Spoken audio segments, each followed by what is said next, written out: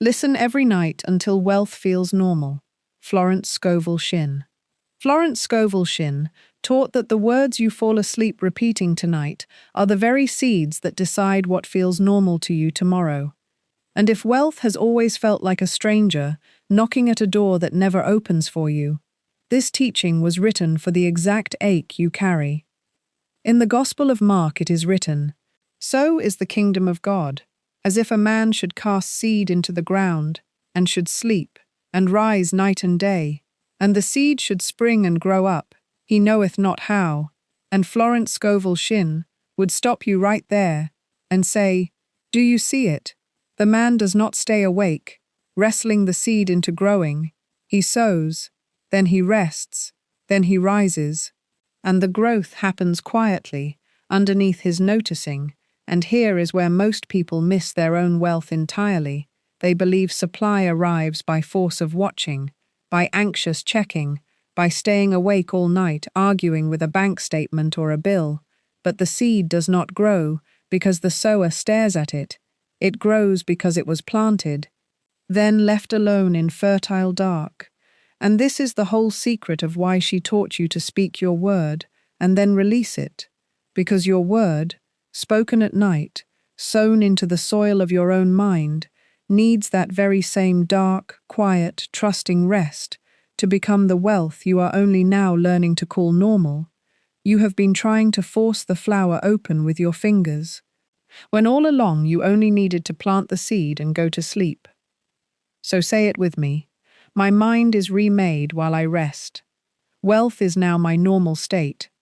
My word is my wand. And again, my mind is remade while I rest.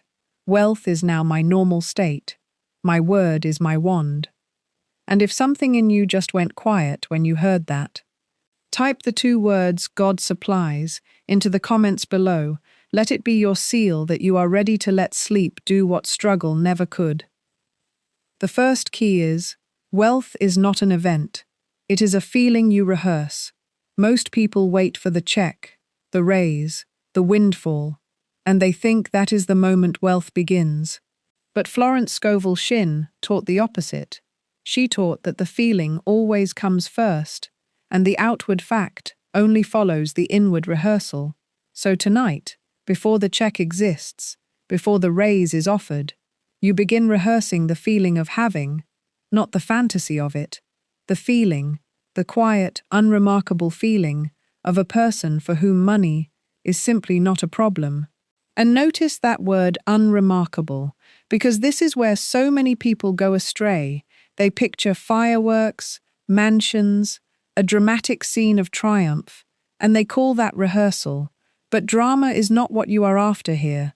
Drama still carries the charge of longing, and longing quietly admits you do not yet have the thing you long for. What you are actually rehearsing is the plain, almost boring calm of someone for whom the question was settled long ago. Imagine a woman named Ruth who checks her account every single morning with her stomach in a knot. That knot is a rehearsal too. It is rehearsing lack. Night after night, her body practices dread, until dread becomes her normal. And she does not even notice she is practicing anything at all. She believes she is simply reacting to facts. But the facts and the feeling arrive together so many times that she can no longer tell which one is leading. Suppose instead, before sleep, she pictures herself opening that same account, with the calm of someone glancing at the weather, unbothered, unremarkable, barely interested. That is not fantasy. That is training. It is not wishing, it is rehearsal. And rehearsal is what makes a feeling normal. The actor does not feel nervous on opening night because they rehearsed the lines until the lines became natural. The lines stopped belonging to a script and started belonging to the actor. This is precisely what you are doing with wealth. Every night you rehearse calm around money.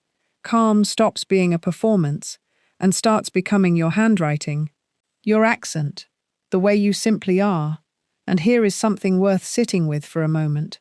You have already been rehearsing something about money for years. Everyone has. The only question this key asks is whether you will keep rehearsing what happened to you by accident, or begin rehearsing on purpose, what you actually want to become permanent. This key is quick. But do not mistake quick for small. It is the hinge the whole practice swings on, because if you skip this and go straight to techniques, you will be reciting words while still feeling poor underneath. And the feeling underneath is what the subconscious actually hears. The subconscious does not grade your grammar. It does not care how eloquent your affirmation sounds. It simply asks, is this felt or merely said? So start here, tonight, not with a demand, not with a plea, but with a rehearsal. Feel for 60 seconds before sleep what it is like to be a person to whom money is not a problem. Let the feeling be quiet, rather than triumphant. Let it be closer to relief than to celebration. That is all. That is the whole first door. And once you can hold that feeling for 60 seconds without flinching, without the old knot rising up to argue with you, you are ready for what comes next. Because rehearsing once is not enough. It must be repeated. And repetition is exactly where we go now. I rehearse wealth tonight until it feels like home. The second key is, repetition is not repetition. It is cultivation. There is a temptation to think that saying a word once, with feeling, should be enough. And in the rare case of a soul standing in perfect faith, perhaps it is. But Florence Scovel Shinn taught that most of us are not standing in perfect faith. We are standing in a mind crowded with years of contrary evidence, old fears, old failures, old family sayings about money never lasting. So one true word spoken once is a single seed dropped into ground still packed hard with old growth. It needs to be sown again and again, not because the first sowing failed, but because cultivation is the way ground itself is changed. Think of a path worn through an open field. No one walks it once and calls it a path. It becomes a path because the same feet cross the same ground night after night until the ground itself remembers the shape of the walking. This is exactly what nightly repetition does inside your own mind. Each night, you speak your word of supply. You are not starting over from nothing. You are deepening a groove that is slowly becoming the easiest, most natural way for your thoughts to travel. Consider a man named Arthur, who for 30 years fell asleep rehearsing the same quiet sentence, "There is never enough." He did not set out to cultivate that belief on purpose, but every single night he tilled the same soil with the same words, and by 60, it had grown into the whole shape of his personality. He would introduce himself by saying, "I am just a realist," but he was not a realist. He was a man harvesting exactly what he had planted for 30 years running. The ground never argued with him. It simply grew what it was given. Now suppose he changed the sentence. Suppose instead he began sowing, quietly, night after night. Supply flows to me easily. One single night would not undo 30 years of tilling. No gardener expects a field to change overnight. But the ground does not require 30 years to reverse either. It only requires consistent sowing in the new direction. This is why Florence Scovel Shinn placed such weight on nightly practice, rather than one dramatic moment of declaration. It is not the size of the word that changes the ground. It is the steadiness of the sowing. A single loud shout into hard soil moves nothing. But a quiet drop of water, returning to the very same stone, night after night, wears a channel that even rock cannot refuse forever. This is worth sitting with for a moment, because so many people abandon their word after only a few nights, feeling foolish, feeling that nothing has moved, and they mistake the stillness of early cultivation for the failure of the seed. But no farmer digs up a planting after the third day to check whether it has changed its mind. They trust the season, and you are learning here to trust the season of your own mind.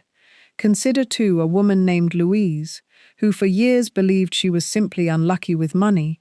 One small windfall would arrive, and within weeks, some unexpected expense would swallow it whole. She called this her luck.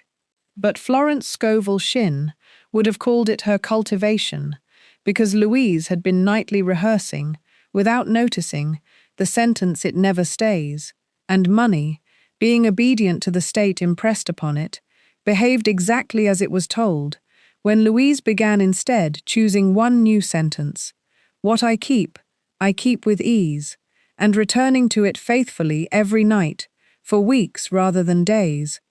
The shape of her financial life began, slowly and without drama, to change its habits too. So here is your practice for this coming week. Choose one sentence, only one. Do not scatter 5 different affirmations across the field, hoping one of them will happen to take root. A field sown with 5 different seeds, all fighting for the same soil, yields nothing but confusion. Choose one sentence about supply that feels sturdy enough to hold, and speak it every night, without fail, for 7 nights running. On the 3rd night, it will still feel like effort, almost like reciting someone else's words, and that is perfectly normal. On the 5th night, it will begin to feel a little more familiar, less like a performance, and more like a fact you are simply reminding yourself of. And familiarity, as you will come to see very soon, is the doorway to what eventually feels normal. This is not repetition for repetition's sake, and it is not superstition either. It is cultivation of ground that will one day yield a harvest without your even trying. The way an orchard planted years ago simply bears fruit each season, without the tree straining to remember how I sow the same word nightly. And I trust the growing. The 3rd key is, the ear hears what the mind refuses. During the day, your reasoning mind stands guard like a watchman at a gate, checking every thought that tries to enter. And when a thought like "I am wealthy" tries to pass, the watchman stops it and says, "Prove it. Show me the bank balance. Show me the receipts. Show me the calendar of bills still due." And the thought is turned away before it can settle anywhere. This is why so many people say affirmations all day with no results. They are speaking truth to a guard who will not let it through. The guard is not cruel. The guard is simply doing exactly what it was trained to do, which is to test every incoming thought against the evidence already on file. And the evidence on file for most people has been collected over years of lack. So of course the guard turns wealth away at noon. It has no folder to file it under. But Florence Scovel Shinn understood something the modern mind is only now catching up to. At night, as the body drops towards sleep, the watchman grows drowsy too. His grip loosens, his questions slow, and words spoken or heard in that drowsy hour slip past him more easily and settle directly into the deeper mind where belief actually lives. This is why she placed such emphasis on the words you allow near your ears, just before sleep, not as a superstition, but as a practical use of how the mind is actually built. Picture a mother lulling a child to sleep with a lullaby. The child does not analyze the lyrics. The child does not ask the lullaby to prove itself. The child simply absorbs the tone, the safety, the rhythm, and grows calm because of it. You are both the mother and the child in this practice. You are choosing the lullaby, and you are the one receiving it. Consider a man named Walter, who kept the evening news playing softly while he drifted off, every night, without meaning to. He was falling asleep to a chorus of scarcity, warnings of shortage, worry dressed as information, and he wondered for years why his mornings always carried a low hum of dread he could never quite name. The dread was not a mystery, it was simply what he had been listening to as the gate stood open. Now imagine instead a woman named Ruth. We met her fear in an earlier key. Imagine her choosing, in that same soft hour, to let the last sounds she hears be her own quiet word of supply, spoken low, unhurried, or even simply held in mind as she listens to her own breath. She is not trying to convince her daytime reasoning of anything. She has stopped arguing with the guard altogether. She is bypassing the reasoning mind and speaking directly to the deeper mind that actually governs what feels normal. This is why the very same sentence that felt hollow at noon, that the guard turned away without a hearing, can feel like quiet truth at midnight. The noon mind argues, cross-examines, demands proof. The midnight mind simply receives. It does not ask the seed to defend itself before it is allowed into the ground. It is not conviction you are chasing here. It is reception. Conviction fights for entry. Reception is simply let in. And here is a second story worth sitting with. Because one exception can always be mistaken for luck rather than law. Consider a woman named Grace who spent her days quite convinced she was terrible with money. She said so cheerfully, almost as a joke, at the office, at family dinners. And each time she said it, the guard filed it away as one more piece of evidence. But Grace also happened to fall asleep each night, humming an old hymn her grandmother used to hum, not about money at all, simply about being kept, being provided for, being held. And slowly, without her ever noticing the mechanism at work, that quiet nightly hymn began to soften something underneath her joking despair. She could not have explained why an ease crept into her decisions about money that her daytime opinions of herself never seemed to support. And Florence Scovel Shinn would have told her plainly, your daytime opinion was never the one deciding your life. The guard only manages the gate. The deeper mind manages the household, and whatever reaches the household undefended, whether by accident through a grandmother's hymn or on purpose through your own chosen word, is what eventually furnishes the rooms. This is worth turning over slowly for a moment, because it means the sentence you allow near your ears in that last drowsy stretch is quietly more powerful than the sentence you insist upon all afternoon with gritted effort. The afternoon sentence must fight its way past a suspicious guard. The midnight sentence simply walks in through a door, already standing open.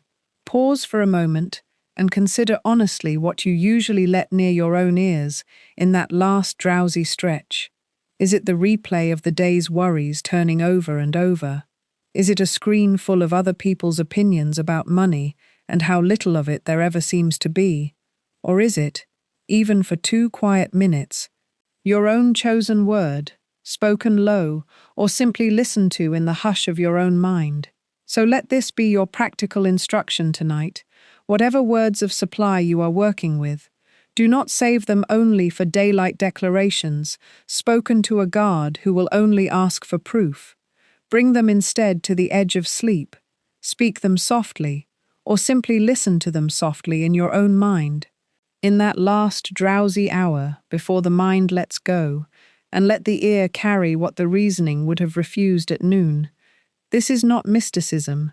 It is simply choosing the hour when the gate stands open, and walking your word through it while no one is standing guard to turn it away. I let sleep carry my word where argument cannot follow.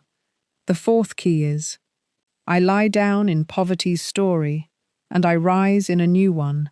And this key deserves more room than any key before it, because it touches the part of the teaching people most often misunderstand. And I want to walk through it slowly, in several turnings, so that nothing here is left thin. Florence Scovel Shinn spoke often of an old self that must die so a truer self can live. And I want to be very clear before we go one sentence further. This dying is not a literal death. It is not sorrow. It is not loss in the way the world grieves loss. It is the quiet setting down of a false identity you were never actually meant to keep. The way a child sets down a coat they have outgrown, not with grief, but with relief. So when we speak of the old self dying, understand we mean this. The version of you that believed lack was your character, that version is allowed to dissolve. So the version of you that was always whole underneath it can finally be free to live. Hold that gently in your mind, because everything else in this key simply unfolds from that one clarification. First, consider what this old self actually is. It is not you. It is a costume you have been wearing so long you forgot it was ever put on. Think of a woman named Delia, who introduced herself for years by saying, I have never been good with money. She said it so often. At dinner parties, to her children, to herself in the mirror, that it became her identity, not a fact about her history, an identity, a mask fused to the face. And every night, Without meaning to, she rehearsed that mask by carrying its worry to bed with her. Worrying about tomorrow's bills is not neutral, it is nightly maintenance on a mask you are trying to remove. You cannot remove a mask while polishing it every evening. So the first movement of this key is noticing the mask. Noticing the sentence you say about yourself and money, without even thinking. The sentence that sounds like simple honesty, but is actually costume maintenance. And here is something worth sitting with quietly. Most masks were not even chosen by the one wearing them. Delia did not invent that sentence. She inherited it. Her mother said it first, at the same kitchen table, over the same kind of bills, and Delia simply picked it up the way a child picks up an accent. Without deciding to, without noticing the picking up at all. This is why Florence Scovel Shinn never asked anyone to feel ashamed of the mask. Shame only presses a mask harder against the face. She asked only for recognition, because a mask that is seen clearly has already begun to loosen. A mask that is never seen simply becomes mistaken for the face itself. Second, consider what it means to let that mask dissolve at night specifically, because this is where the teaching becomes practical, rather than merely poetic. When you lie down, you have a choice of what you carry into the dark with you. If you carry the mask, worry, the story of not enough, the memory of every month it was tight, you are asking sleep to preserve the mask, embalm it further into your identity. But if instead, in that same lying down, you consciously set the mask aside, not by fighting it, not by arguing with 30 years of habit, but simply by placing your attention instead on the truer self underneath, the self that has always been whole, always capable, always connected to supply that does not run out, then sleep becomes the very thing that dissolves the mask instead of preserving it. This is the death Florence Scovel Shinn meant, not annihilation but release. The false self is not punished into leaving, it is simply no longer fed, and anything unfed eventually falls away on its own. It is not a battle you win, it is a habit you simply stop repeating, and there is such mercy in that difference, because a battle requires strength you may not feel you have some nights. But simply declining to feed an old story requires only a small, quiet turning of attention, something available to you, even on your most tired evening third. Consider the person who rises from this nightly practice. This is the part most people skip past too quickly. They focus so hard on releasing the old self that they forget someone new is supposed to rise in its place. And if you do not consciously choose who rises, the old self will simply reassemble itself out of habit by morning. The mask does not stay off on its own. It has to be met with someone to replace it. So before sleep, after you have set the mask down, spend a moment picturing who wakes in its place. Not a fantasy of riches, but simply a calmer, steadier person. Someone for whom money is quietly, unremarkably handled. Someone who does not need to check the balance with dread, because dread is no longer their native language. This is not decoration, this is architecture. You are not only demolishing the old room, you are specifying what gets built in the empty space. An empty space left unspecified does not stay empty for long. Something always moves back in, and if you have not chosen who that is, the oldest tenant simply reclaims the address out of habit. Fourth, consider why the mask so often returns, dressed as virtue instead of fear.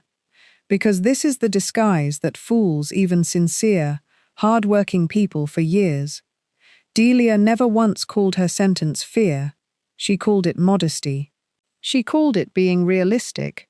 She believed a person who claimed otherwise was boasting or fooling themselves, and so she guarded her mask carefully, mistaking its familiarity for humility.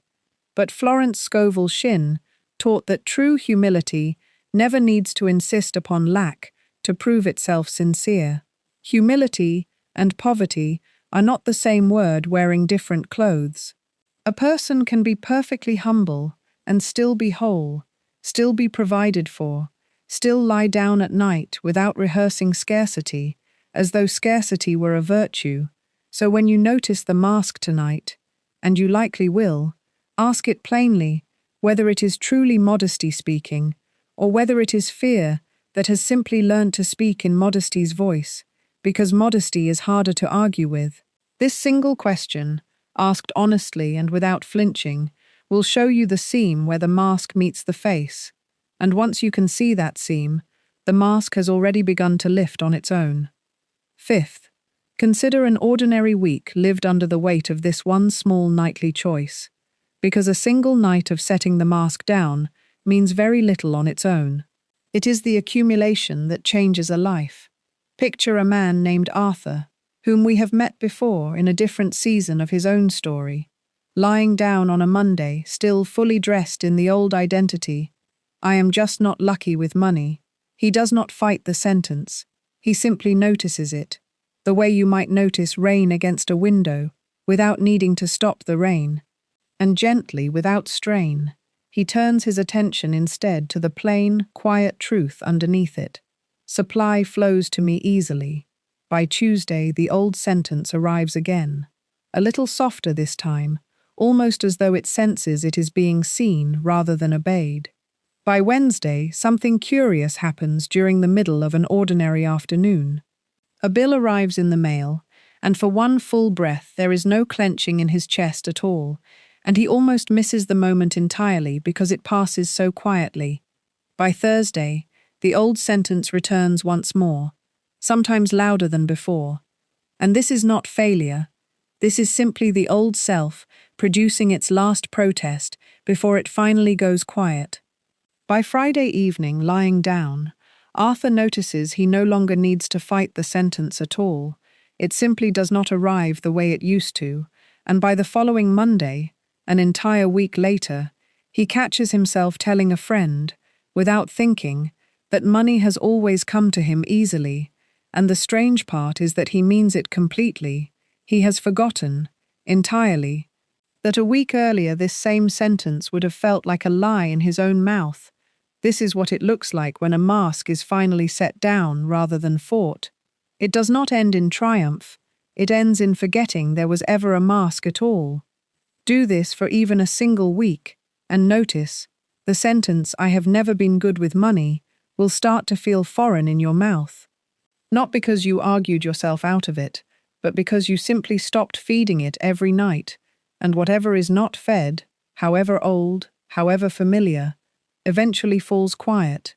This is the whole mercy hidden inside this key. You were never asked to destroy anything.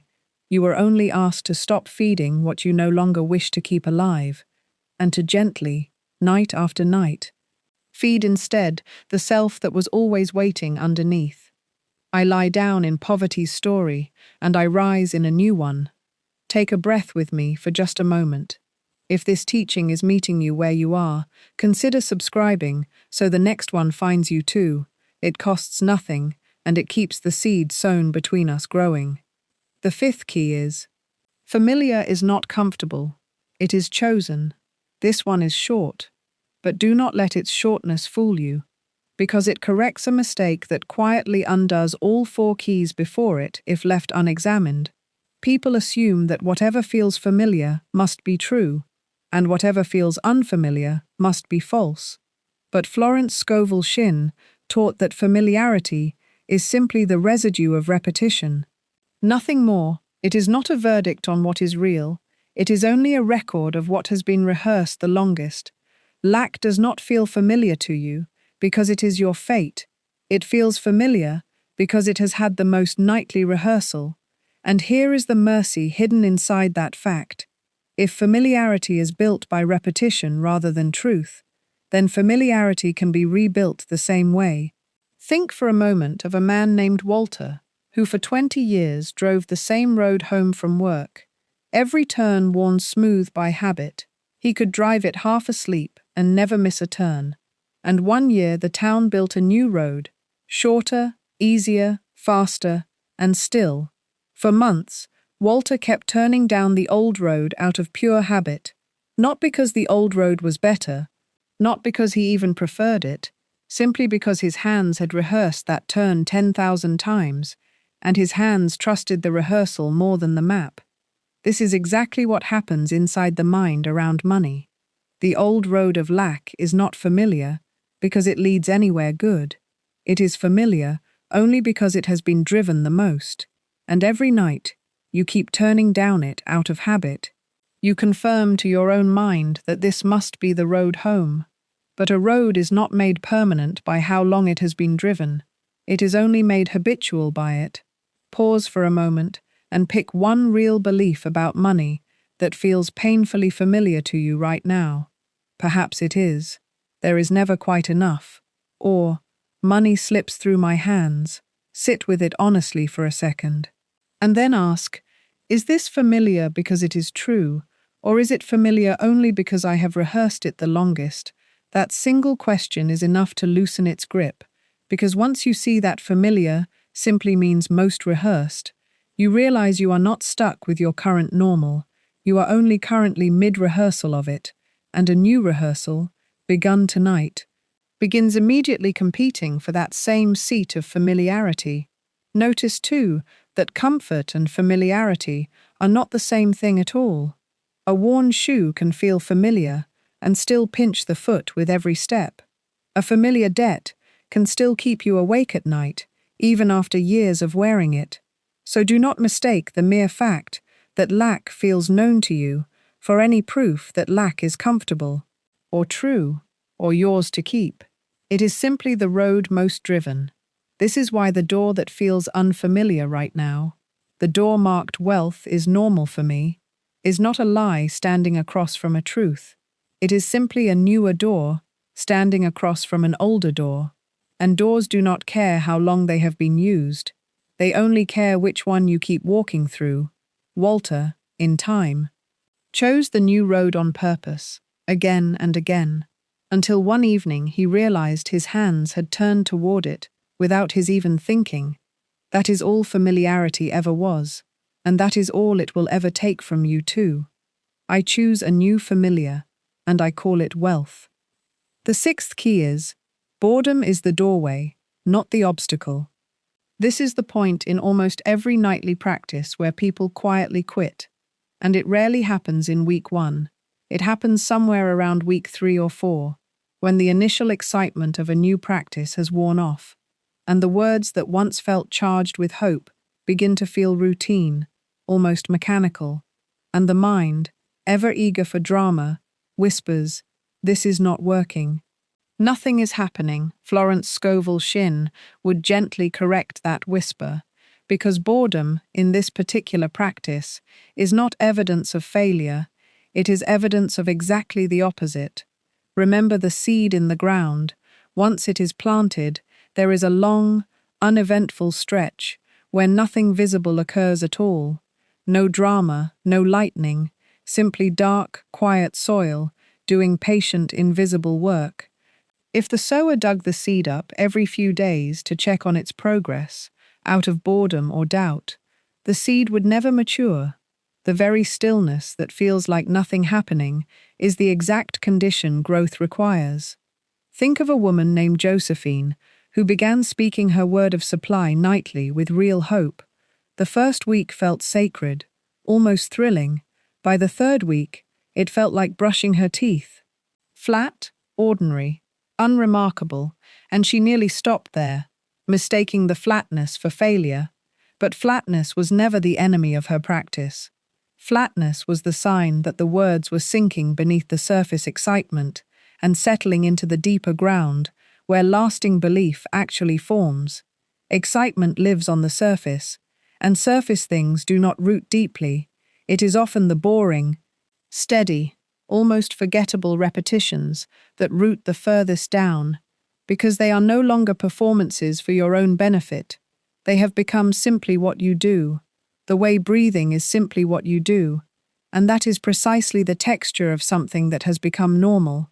Let us slow down here for a moment, because this key hides a very common trap. And the trap is this: the moment a practice stops feeling exciting, the mind quietly begins searching for a new practice instead. A new affirmation, a new technique, a new teacher, anything with the shine still on it. and this searching feels like devotion. It even feels like progress. But Florence Scovel Shinn would call it exactly what it is: restlessness disguised as improvement. The soil is never given the chance to finish its work, because the sower keeps pulling up one seed to plant a shinier one somewhere else. Picture a man named Walter, who owned 4 different books of affirmations on his nightstand, each one begun with real fervor, each one abandoned around the 3rd week. When the fervor faded, he told himself he simply had not yet found the right words. But the words were never the problem. The leaving was the problem. Every time he swapped his sentence for a newer one, he returned the soil to its very first day, again and again, for years, mistaking the thrill of beginning for the substance of belief. This is why the 6th key insists, plainly, stay with the one sentence even after it stops feeling like anything at all. Especially after it stops feeling like anything at all. Because that flatness is not the sentence failing you. It is the sentence finally becoming yours, instead of a performance you put on nightly for your own reassurance. And there is a second trap hiding just behind the first one, quieter still, and it is this. Some evenings the flatness itself begins to feel almost like a small failure of feeling, and the tempted mind reaches for drama on purpose. It raises its voice inwardly. It tries to manufacture excitement where none remains, speaking the word louder or faster, or with a kind of forced conviction that is really just anxiety, wearing the costume of faith. But Florence Scovel Shinn never asked for volume, she asked for steadiness. A farmer does not shout at a field to make it grow faster. And you are not asked to perform belief with more intensity on the nights it feels thin. You are simply asked to keep sowing at the same quiet pace you began with. An actor who has performed the same role for 100 nights running does not shout the lines louder on night 90 to prove they still mean them. The meaning by then lives underneath the performance entirely, not in its volume, so let the sentence stay exactly the size it has always been, even when everything in you wants to inflate it into something dramatic enough to feel like progress. Consider, too, how this plays out across an ordinary stretch of days, so it does not remain abstract. In week 1, you say your word, and something in your chest lifts a little. It feels almost like relief. In week 2, the lifting is smaller, but still noticeable. By week 3, the same sentence produces nothing you can point to. No lift, no relief, just the plain sound of the words in the quiet room. And this is precisely the evening most people quietly stop, telling themselves they will return to it later, when they feel ready again. But Florence Scovel Shinn would say this is the evening to stay through most of all. Because the lifting feeling in week 1 was never the proof of anything, it was simply the novelty of a new thought moving through old ground. The true work begins after the novelty is gone, when the sentence must prove itself capable of standing on nothing but your willingness to keep speaking it. Let me widen this even further with a second household, because one story alone can still feel like an exception rather than a pattern. Consider a woman named Margaret, who kept a small jar on her kitchen windowsill, and every night before bed she would drop a single coin into it, while speaking her word of supply.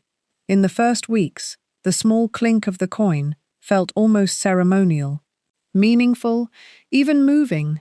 By the second month, the clink had become just a sound, background noise in a routine she barely noticed herself performing. Her daughter once asked her why she still bothered with the jar, since nothing about it seemed to matter to her anymore. And Margaret, surprising herself, answered honestly. She said, "It does not need to matter to me every night. It only needs to happen every night." That single sentence is the whole of this key spoken in a kitchen instead of a lesson.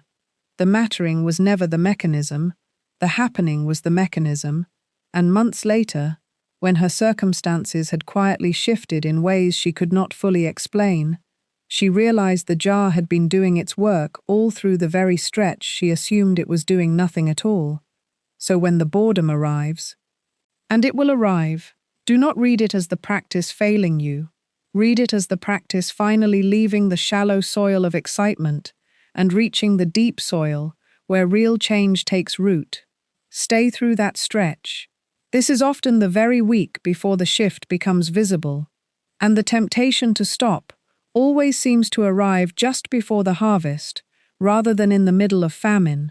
This is not a coincidence. The old self, sensing it is finally losing its footing, produces one last flicker of doubt, disguised as boredom, to see if you will still believe the words worth saying when they no longer feel thrilling.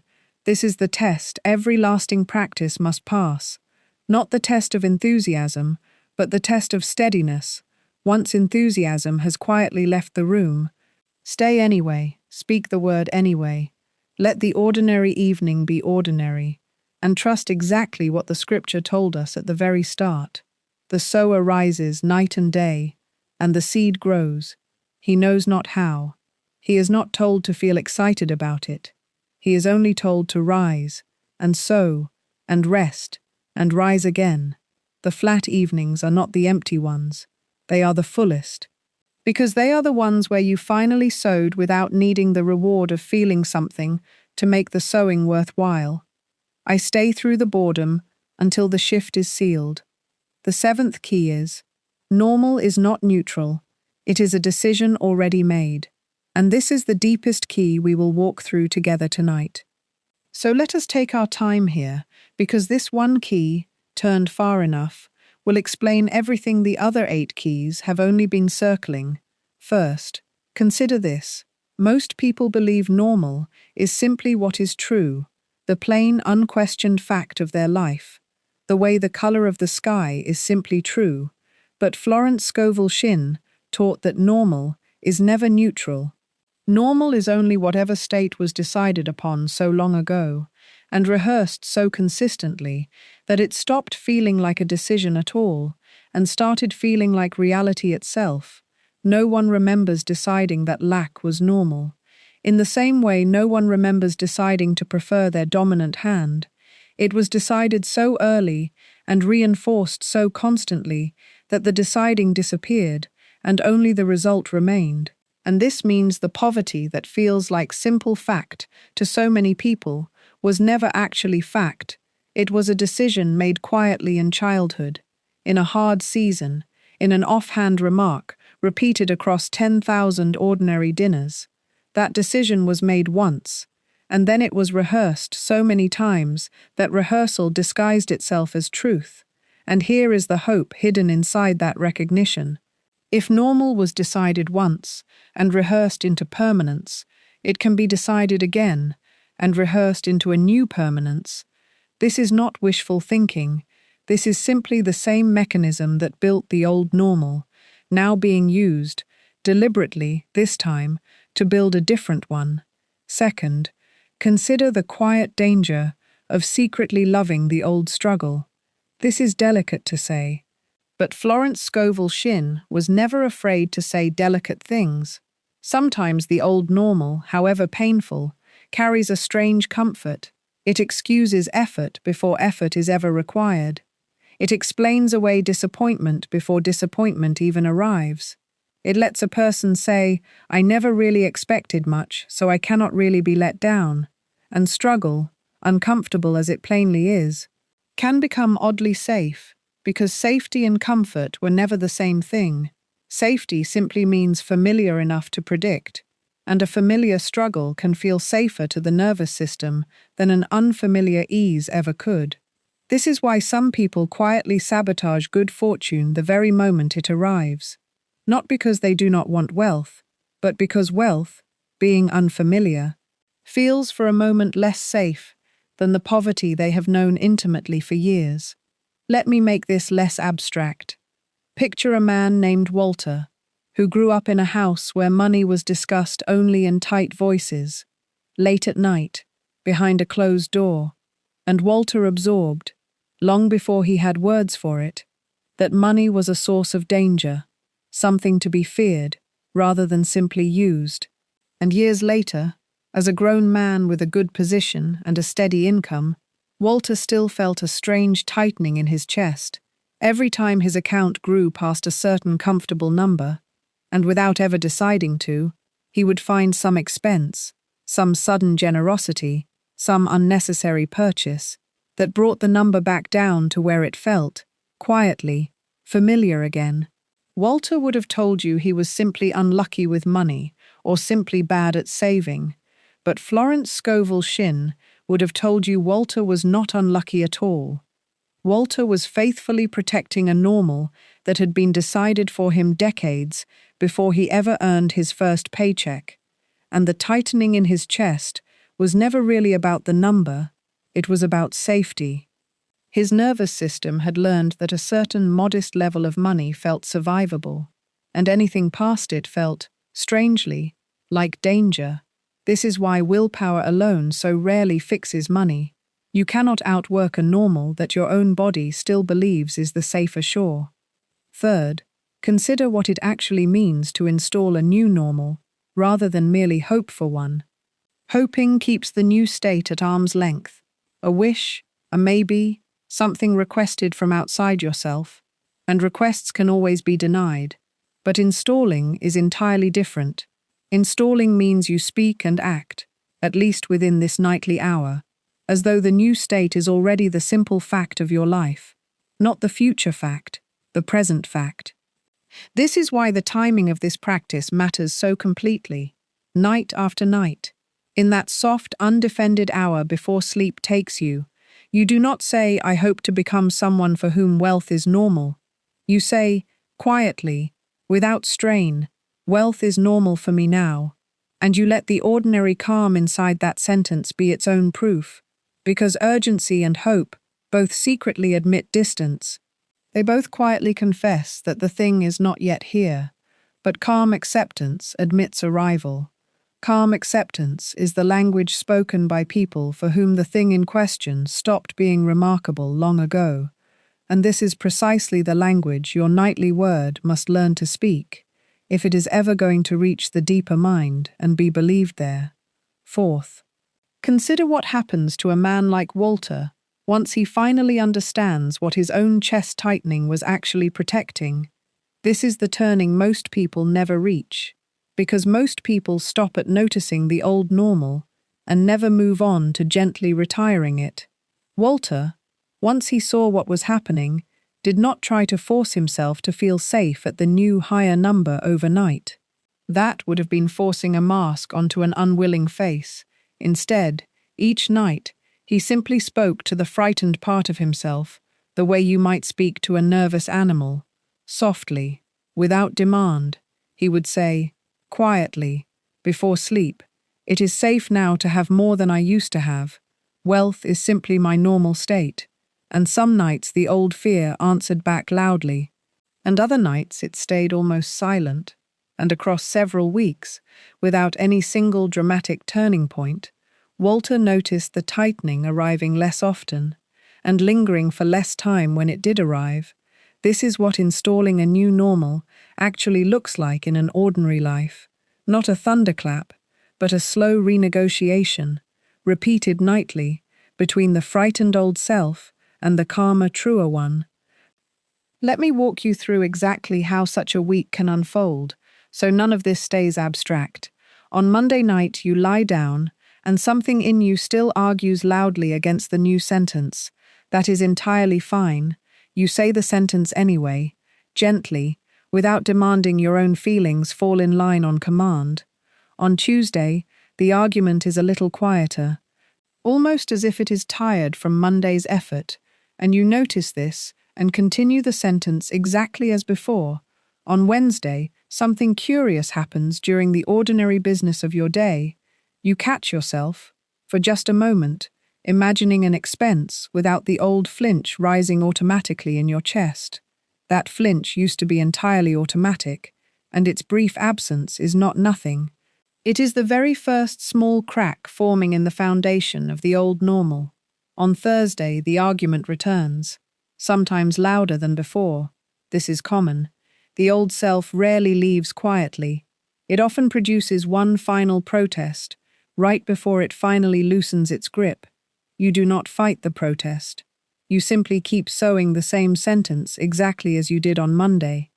On Friday, you notice you went several hours without thinking about money at all. Not because you avoided the thought on purpose, but because the thought simply did not carry its old familiar charge anymore. On Saturday, resting more deeply than usual, you say the sentence almost absent-mindedly, the way you might hum a tune you no longer remember learning, and on Sunday, without any dramatic sign announcing itself, you simply notice that the sentence no longer feels like a decision you are actively making. It feels instead like a fact you are simply remembering. And that, quietly, is the entire shift. It rarely announces itself with fanfare. It simply arrives disguised as forgetting there was ever a struggle in the first place. Fifth, consider a woman named Helen, because Walter's story alone might tempt you to believe this only happens to the fearful or the cautious. Helen was not fearful at all. Helen was ambitious. She worked long hours. She earned well. And yet every single time her income rose, some new expense rose to meet it within weeks. A larger apartment, a finer wardrobe, an obligation she had not truly needed. And she called this simply keeping pace with her life. But Florence Scovel Shinn would have asked her gently, keeping pace, or keeping a ceiling, because Helen's old normal was never poverty exactly. It was a very specific, comfortable middle, enough to feel respectable, never quite enough to feel truly free. And her nervous system guarded that middle every bit as fiercely as Walter's guarded his lower number. This is worth sitting with for a moment, because the old normal is not always poverty in the way we picture it. Sometimes it is simply a ceiling dressed as a comfortable life, and the mechanism that holds a person at a hard bottom is the very same mechanism that holds another person at a padded middle. Neither is free. Both are simply obeying a decision made long before they had the wisdom to question it, and both are released the very same way, not by working harder against the ceiling, but by nightly, quietly, speaking to the deeper mind until the ceiling itself is no longer recognized as the address. Pause for a moment now and ask yourself honestly, is there a number, a feeling, a familiar middle you keep circling back to no matter how well a season begins? Name it gently, without shame, because naming it is already the beginning of releasing your grip on it. And here is what finally ties every one of these turnings together.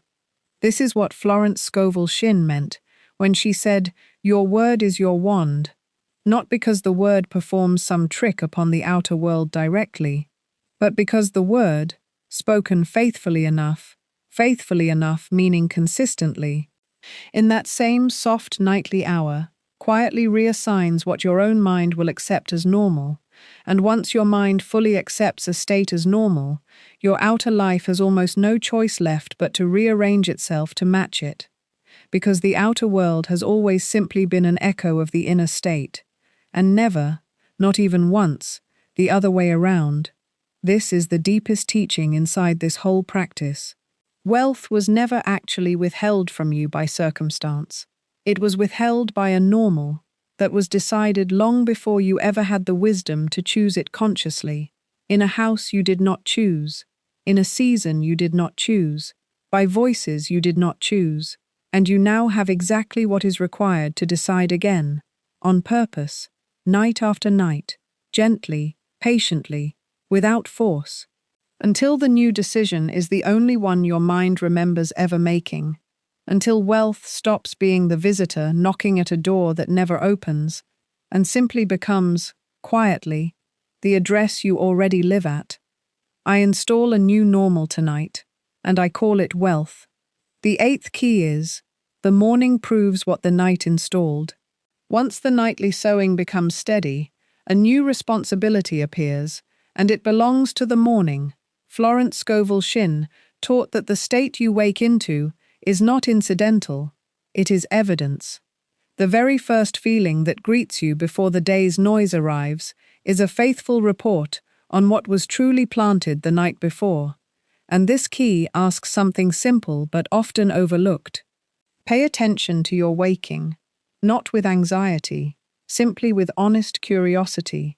If you wake and the very first thought is dread about the day's expenses, that is useful information, not a failure.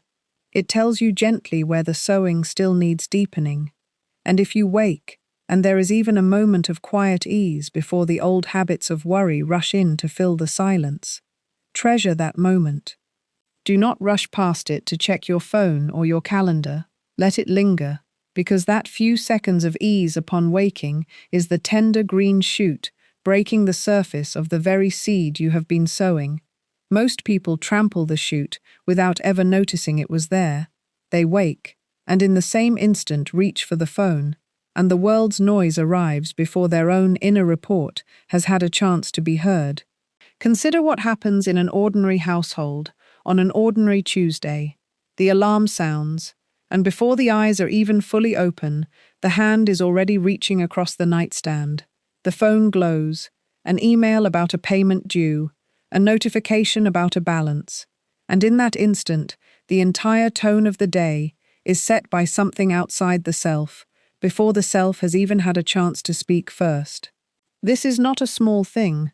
This is the whole day quietly handed over to whichever voice happens to arrive fastest. So here is a small practical practice for the coming days. Before you reach for anything upon waking, before the phone, before the list of the day's demands, take even 10 quiet seconds simply to notice what state you woke into. Name it honestly to yourself, whether it is ease or unease. This is not judgment. It is simply reading the report. And once you have read it honestly, you have a choice available that most people never realize they have. You can choose, right there in bed, before the day begins, to affirm the state you want to carry forward, regardless of what state you happen to wake into. This is different from the nightly sowing. This is morning tending. A brief moment of consciously choosing the tone of the day before the day has a chance to choose it for you. Think of a man named Peter, who used to wake every morning, already rehearsing the day's financial worries, before his feet even touched the floor. He called this being responsible, but it was simply an inherited habit of nightly worry, now extending itself into morning too. He would lie there running numbers that were not even due yet, tallying expenses that existed only in imagination, and by the time he rose, he was already exhausted from a day that had not truly begun. When he began instead pausing before rising, simply to say quietly, "This day meets a person for whom supply is normal," something in his mornings began to soften within days, not because the outer facts changed instantly, but because he was no longer handing the day over to an old script by default. He told it later, almost sheepishly, as though it embarrassed him how simple the shift had been. He said the strange part was not that money suddenly appeared. The strange part was that the dread simply stopped being the first voice in the room. And once dread was no longer first, the whole day seemed to arrange itself around a calmer center. Notice, too, that this morning tending is not a contradiction of the nightly sowing. It is its natural continuation. The night plants the seed where the reasoning mind cannot interfere. But the morning is where the reasoning mind wakes up first, and, left unwatched, will happily rush in to reclaim old territory before the new growth has had a chance to establish itself in daylight. This is why so many people sow beautifully at night, and then unknowingly undo it within moments of waking. They treat the morning as neutral ground, when really, it is the very first battlefield of the day, the very first place the old normal tries to reassert itself. So guard those first waking seconds the way you would guard a young seedling from a heavy boot, gently, deliberately, before anything else is allowed to walk through. This is the quiet partnership between night and morning that Florence Scovel Shinn taught.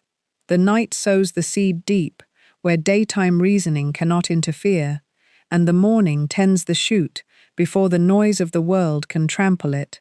Neither is complete without the other. A beautiful nightly practice can still be undone by a morning surrendered instantly to worry, and a hopeful morning affirmation cannot undo years of anxious nightly rehearsal on its own. But together, night sowing and morning tending, they form a complete cycle, exactly the cycle the scripture described. He sleeps and rises night and day, and the seed grows. Notice the rhythm in that sentence. Sleep and rise, sleep and rise. Not sleep once and expect a single harvest, but a steady rhythm carried faithfully across days until the growing becomes undeniable. And there is a second gift hidden inside this practice of morning attention. Over time, your waking state becomes a kind of honest mirror, showing you exactly how deep the nightly sowing has truly gone. In the early days, you may wake and still feel the old unease more mornings than not. This is not discouraging, it is simply an accurate reading.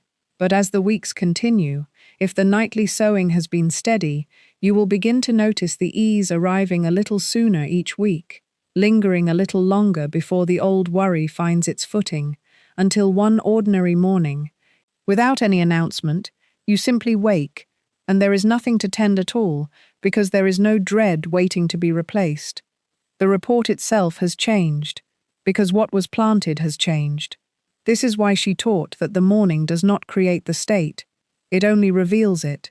The way opening the curtains does not create the daylight, it only lets you finally see what was already there. So let the morning become your gentle, honest witness, rather than your accuser.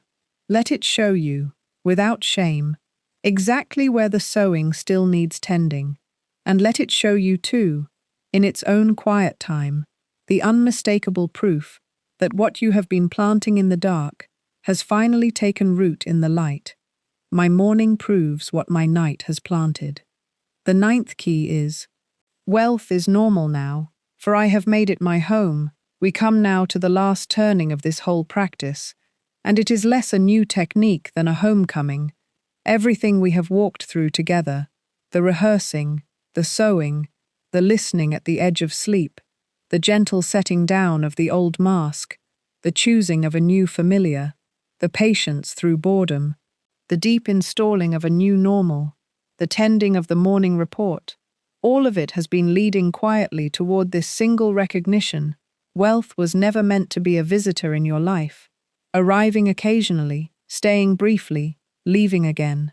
Florence Scovel Shinn taught that supply is drawn toward the state that has become someone's true home, not their vacation, not their occasional guest room, their home. Think of the difference between a guest sleeping in a spare room and a family member who lives in the house. The guest is treated carefully, watched, half expected to leave any day. The towels are the good towels, the conversation stays polite, but the family member is simply there, unremarkable, part of the household rhythm. No one lies awake wondering if the family member will still be there in the morning, and this is exactly the shift this whole practice has been quietly building toward, moving wealth from guest room to home, from occasional visitor to simple household fact. Consider a woman named Corinne who moved into a small house after years of renting rooms that never felt like hers. For the first few months, she still tiptoed through it like a guest. She set her cup down carefully. She apologized to no one for creaking the floor. She kept her good dishes boxed away for some occasion that never came, because some quiet part of her still expected to be asked to leave. Then one evening, without deciding to, she simply unpacked the good dishes and used them for an ordinary Tuesday supper. And something shifted, not because the house changed, but because she finally lived in it instead of visiting it. This is precisely what happens with wealth once the nightly sowing has gone on long enough. You stop keeping the good dishes in the box.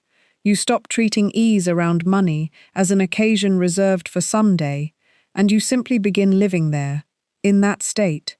On an ordinary Tuesday, you do this the same way anyone makes anything feel like home, not through one grand gesture, but through small nightly returns.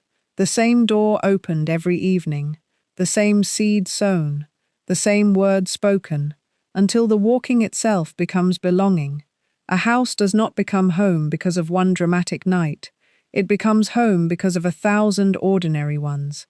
The same key turning in the same lock, the same light switched on in the same hallway, until the hallway stops needing to be found and starts simply being known in the dark. This is what your nightly practice has been building the entire time. Not a single triumphant declaration, but 1,000 quiet returns to the same door. And you may not notice the exact night it happens. Homecoming rarely announces itself with fanfare. No trumpet sounds, the evening a rented room becomes a home.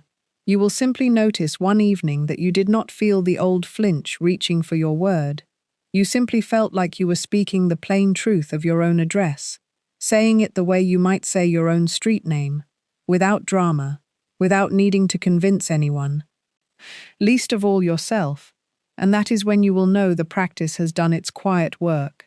Not because you tried harder, but because you kept returning, night after night, until returning became belonging, and belonging, in the end, is the truest meaning of the word normal. So let wealth stop knocking at a door you keep half open out of habit, and let it simply come inside and stay. The way anything stays once it has been welcomed enough times to forget it was ever a stranger. Wealth is normal now, for I have made it my home. Here is the whole picture. Wealth was never an event to wait for. It was always a feeling to rehearse until it became familiar. It is not force, it is cultivation, sown patiently in the same soil night after night. It is not the reasoning mind that needs convincing, it is the listening ear at the edge of sleep that receives what argument could never carry through. It is not the old self being punished, it is the old self being gently unfed until it quietly dissolves and a truer self is free to rise. It is not comfort you are choosing between, it is familiarity, and familiarity can always be rebuilt through steady repetition. It is not failure when the practice feels boring. It is the seed finally rooting past the shallow soil of excitement into ground deep enough to hold. It is not a wish you are making. It is a normal you are installing, decided consciously this time, instead of inherited by accident. It is not the outer world that decides your state. It is your state, faithfully tended morning after morning, that quietly decides the outer world. And in the end, it was never really 9 separate keys at all. It was one single turning, told 9 times from 9 different angles. The turning of a mind that stopped waiting for wealth to prove itself and started simply living as though wealth were already, quietly, unremarkably, home. If this teaching stirred something in you tonight, and you find yourself wanting a steady hand to walk this practice with you every single evening, the Overflow Covenant was built exactly for that. It is a gentle nightly companion, rooted entirely in these same principles of supply, sowing, and rest, offered at a small monthly gift of investment, so that this becomes a rhythm rather than a single video you forget by morning. It carries a full 30-day peace of mind. If it is not what your evenings needed, simply ask, and it is returned. No questions, no hard feelings. You will find the link in the description below this very video. And if you have listened this far, some part of you already knows this is worth walking further. So let us close the way we began. Say it once more with me. My mind is remade while I rest. Wealth is now my normal state. My word is my wand. And wherever you are tonight, whatever the account says, whatever the old mask has whispered to you for years, know this gently. Wealth is only asking to feel normal to you. Listen every night until it does.